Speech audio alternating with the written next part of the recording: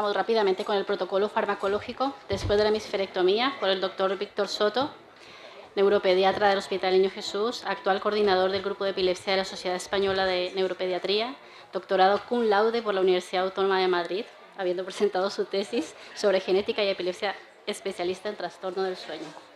Gracias.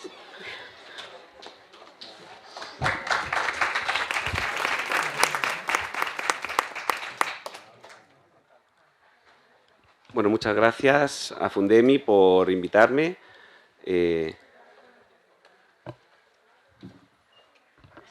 Si queréis, intento hacerlo en 15 minutos, me cortáis, me avisáis como cuando lleve más o menos 13 por ahí para ir terminando y dejamos la mesa de preguntas, ¿no? Que yo creo que es lo más interesante. Vale, me toca hablar del protocolo farmacológico de retirada de fármacos, que yo soy neuropediatra, con lo que estoy más hecho en poner fármacos, ¿no? Pues aquí vamos a hablar de quitar antiepilépticos tras realizar una hemisferectomía. Me voy a intentar mojar todo lo que pueda, pero a veces es complicado porque de esto no hay mucho. Y voy a hablar muchas veces de cirugía de epilepsia y cuando pueda hablaré de hemisferectomía, pero no hay mucha información, pero vamos a intentarlo.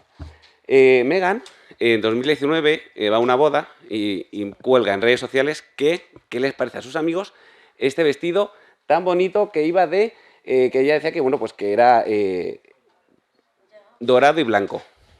Y dice, bueno, ¿qué os parece? Y los amigos le dicen, pero ¿qué dices, Megan? Que te has tomado la boda, si ese vestido es azul y negro. ¿Quién lo ve dorado y blanco? Bien. ¿Quién lo ve azul y negro? Yo no me fío tanto de este grupo, ¿eh? Yo lo veo claramente dorado y blanco.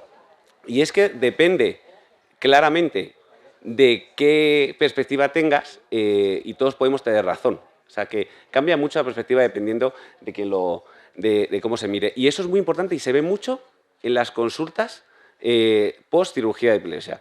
Imaginemos, nos vamos a plantar en una consulta de neuropediatría a los 6 meses de haber hecho una hemisferectomía y, bueno, va todo muy bien, no ha tenido crisis, pero hay una pregunta latente que nos van a hacer, que sabemos que va a venir, que es, ¿y los fármacos los quitamos entonces? Entonces el neuropediatra nos va a salir directamente en plan, pero si ahora está fenomenal, no tenemos crisis, con lo que nos ha costado controlarle, ¿cómo vamos a quitar fármacos? Ese es nuestro punto de vista, o por lo menos es lo primero que nos saldría. Y bueno, cuando hablamos de una cirugía de epilepsia, especialmente una hemisferectomía, hablamos de curación. En adultos es muy importante el control de crisis, lo que es si responde más del 75% o responde el 100%, porque eso es lo que más se relaciona con su calidad de vida. Pero en niños es diferente. En niños, cuando tratamos la epilepsia, aparte de controlar las crisis, lo que queremos es preservar su neurodesarrollo. Entonces, nosotros no nos importa solo la cantidad de crisis, sino también la parte cognitiva y otras comorbilidades. Así que, bueno, pues este punto de vista no es incompatible con lo que piensa la madre y el padre, pero realmente los padres piensan, yo quiero quitar fármacos, Si mi hijo no tiene crisis, ¿por qué va a tener que estar tomando medicación? O sea, quiero quitarlo ya. Y esto es es la pregunta que tenemos, que estaba siempre detrás de esta consulta. Y tenemos que responderla, y a veces es complicado. Porque también parte de la curación, dentro de las expectativas de los padres, es el quitar fármacos. Si hemos curado la epilepsia, ¿por qué tiene que estar tomándolo? Y además, fármacos que a veces tienen efectos secundarios. Entonces, el concepto de curación es un poco diferente. Y entre todo esto está el niño. Entonces, el chico nos diría, bueno, a ver, vamos a ponernos de acuerdo. ¿Qué hacemos entonces? Lo primero que habría que decirle es que no teníamos guías estandarizadas para decir que es realmente lo que hay que hacer. O sea, no lo sabemos. Ni lo sabemos en hemisferectomías, ni tampoco lo sabemos en cirugías en general de epilepsia. Entonces, ese es un problema. Pero bueno, ante los problemas siempre tenemos que tener soluciones. Aquí, por ejemplo, tenemos dentro de parte de la solución fue nuestra antigua jefe de servicio, la doctora Ruiz Falcó, que estudió mucho esto y de manera sistemática hacía revisiones sobre qué había de evidencia sobre la retirada de fármacos anticrisis. Tanto es así que 2 meses antes de que ella se jubilara, hizo la última revisión. O sea, que era algo que sí que lo tenía muy en mente y que nos lo quería transmitir. Y aparte, pues tenemos una ventaja. Yo tengo una ventaja, que tengo unos compañeros de neuropediatría maravillosos, que es una gozada trabajar con ellos. Y aparte tengo la puerta al lado del doctor García Peñas o la doctora González Alguacil, que son mis compañeros de epilepsia. Así que es fácil, o yo lo tengo más fácil, para intentar mojarme sobre cómo retirar fármacos en un niño que se le ha hecho una cirugía de epilepsia. Y voy a intentar contestar estas 6 preguntas.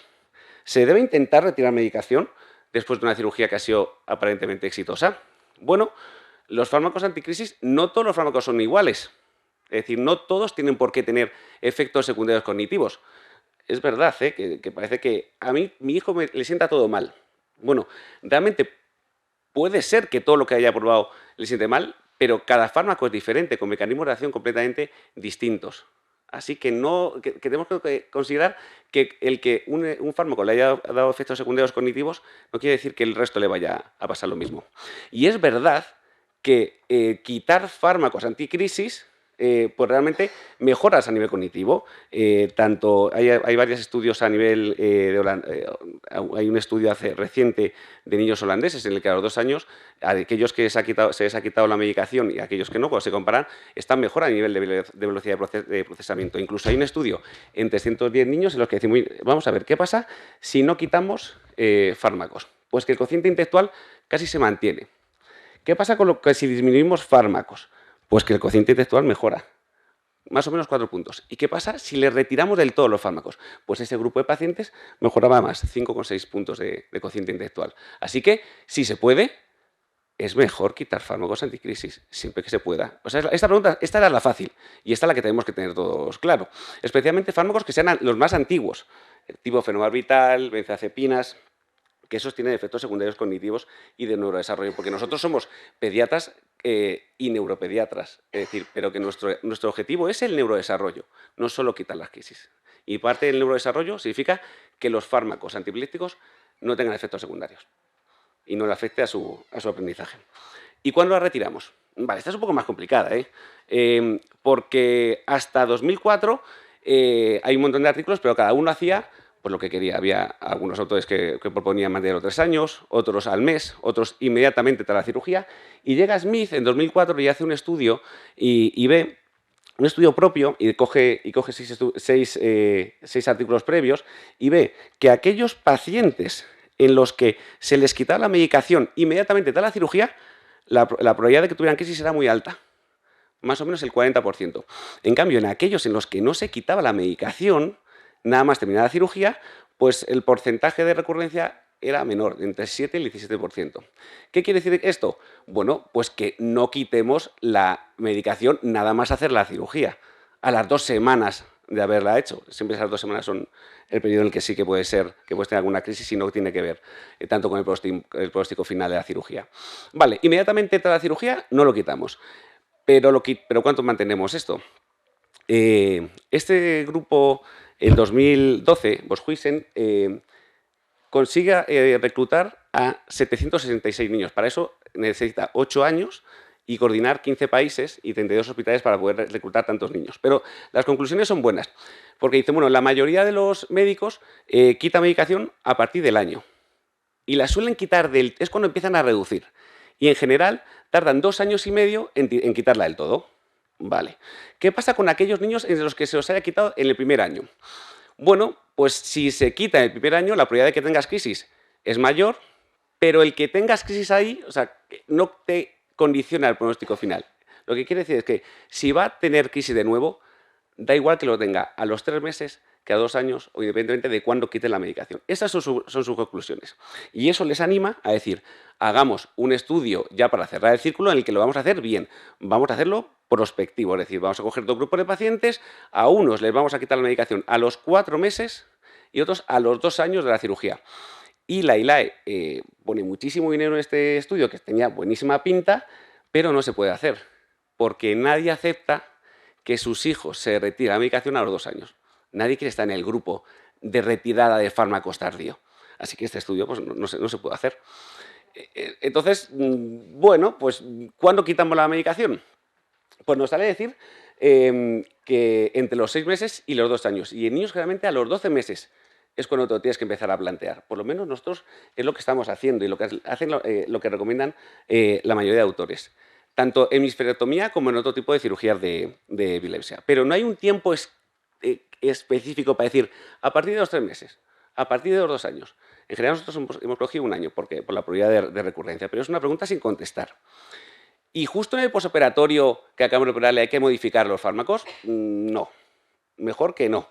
Aunque hay a veces que si están tomando benzodiazepinas, especialmente clobazam, parece que están como intoxicados. Es como si los niveles de clobazam en sangre de un niño que le acabamos de hacer una hemisferectomía estuvieran más altos.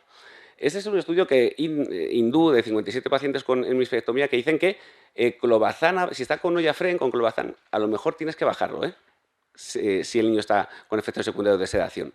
Pero en principio, salvo situaciones muy puntuales, en el posoperatorio inmediato no tocar, dejamos igual. ¿Y qué medicación tocamos primero? ¿Cuál es la que quitamos en primer lugar? Bueno, pues ¿cuál? La que tenga más efectos secundarios. Bueno, pues hay fármacos que tienen bastante probabilidad de tener efectos cognitivos. Cuando digo es probabilidad es que tienes riesgo, pero no es que sí o sí te va a sentar mal. Es decir, nosotros le cogemos el prospecto de ibuprofeno y hay un montón de posibles efectos secundarios, pero no vamos a tener todo. Y eso pasa con los fármacos anticrisis también. Entonces, bueno, pues los que parece que sean más antiguos sí que pueden tener más efectos secundarios psiquiátricos o cognitivos, esos serían los a quitar. Bueno, o quitamos el que haya sido menos eficaz. Lo que pasa es que a veces saber cuál ha sido el menos eficaz en una epilepsia de 6 años de evolución, a veces en las historias es muy complicado saberlo, ¿no? Pues no le funcionó nada. Y es la idea que tenemos, ¿no? Es muy complicado saber cuál ha sido el que más o menos eficacia ha tenido. Bueno, el último en que metimos, porque si al final hemos tenido que operar, el menos indicado por su tipo de epilepsia. Si al final es una epilepsia frontal, ¿por qué está con levetiracetam? Pues quitamos ese. O según su etiología, bueno, quitemos todo menos la vigabatrina de una esclerosis tuberosa. O el que realmente creemos que le sienta peor. Bueno, pues dependiendo, ¿no? Lo siento, aquí no me puedo mojar, pero se tiene que individualizar, porque todos los aspectos cuentan. Es decir, si un niño tiene un efecto secundario muy claro de irritabilidad o depresión, y también digo depresión porque es un efecto bastante frecuente con levetiracetam, pues será lo primero que tendremos que intentar quitar. Aunque la etiología nos diga que le vendría fenomenal porque tiene anomalías temporales, ¿vale? Así que, ¿cuál quitamos primero? Pues aquí tenemos que, bueno, pero para eso estamos también un poco, para eso tenemos la historia clínica, para pensarlo y ver entre el médico y los padres cuál es el que mejor fármaco habría que quitar. ¿Cuáles son los indicadores de recurrencia?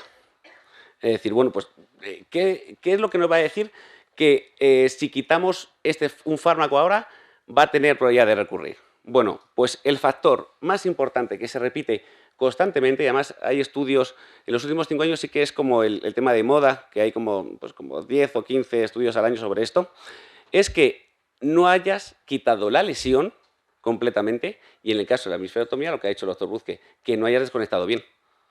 Ese es el factor importante. Es lo que te marca. Si realmente no has desconectado bien, la probabilidad de que recurran es alta. Eso hay que tenerlo muy en cuenta. Después hay otros. Por ejemplo, la presencia de anomalías epilépticas en el electroencefalograma tras la cirugía. Si empieza a tener anomalías epilépticas en el hemisferio aparentemente sano, pues bueno, pues eso sí que es algo que pesa bastante.